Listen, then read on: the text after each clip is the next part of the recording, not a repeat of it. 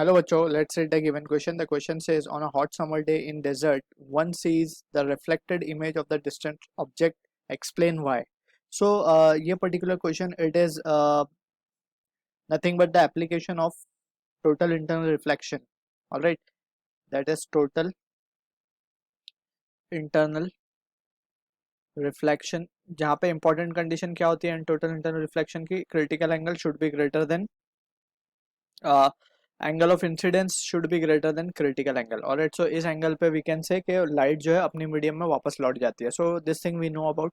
सो चलो बात करते हैं आपके एक्चुअली में हॉट समर डे में होता क्या है। Let's suppose we have a ground surface और उसके ऊपर कुछ एयर के लेयर्स हैं।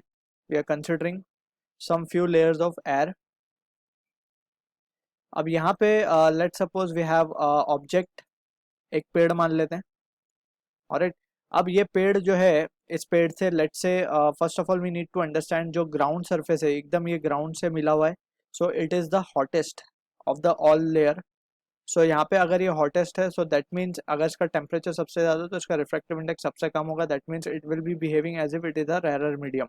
ऑलराइट, जैसे जैसे हम ऊपर जाएंगे तो लेयर कूल आउट होते जाएंगे। सो वी कैन से, अगर मैं बात करूं ऊपर वाले की लेयर की, so it will be dense compare to below layer. फिर इसके ऊपर वाला उससे डेंस होगा कंपेयर टू बिलो, फिर उससे ऊपर वाला उससे ज्यादा डेंस होगा, एंड सो ऑन। सो यहाँ पे अगर हम बात करें कि लाइट के रिफ्लेक्शन की, सो लाइट का रिफ्लेक्शन कैसे होने वाला है। लेट सपोज लाइट फॉल करती है यहाँ से पेड़ पे से। ऑलराइट, एंड सिंस ऊपर वाला डेंसर है नीचे वाला रेयर है, so it will be moving away from the normal. Alright, so यहाँ पे एंगल ऑफ इंसिडेंस था, let suppose it has to be I. So यहाँ पे वी कैन से कि ये जो एंगल बनेगा हमारा, let suppose this is the layer. Alright, और यहाँ से जो रे आ रही है it is bend away from the normal, और ये हमारा नॉर्मल है। सो ये एंगल ऑफ इंसिडेंस अगेन यहाँ पे। अब यहाँ पे अगर हम केयरफुली एनालाइज करें, so we can clearly see कि यहाँ पे it will now bend further, ये और अवे बेंड हो जाएगा। And we can see that कि ये जो एंगल ऑफ इंसिडेंस है एक पॉइंट पे it will B greater than critical angle, and इसी टाइम पे वी विल सी कि लाइट रे क्या होगी, लाइट रे विल रिवर्स बैक और वो अपनी मीडियम में वापस चली जाएगी। Alright, so let's try to understand this further. So अब क्या होगा, लाइट रे का टोटल इंटरनल रिफ्लेक्शन हो जाएगा, और total internal reflection that means it will move back. अब ये क्या हो रहा है, अब अगर हम ध्यान से देखें तो it is moving from rare to denser, so it will bend towards the normal. Alright, कुछ इस तरीके से बेंड हो जाएगी।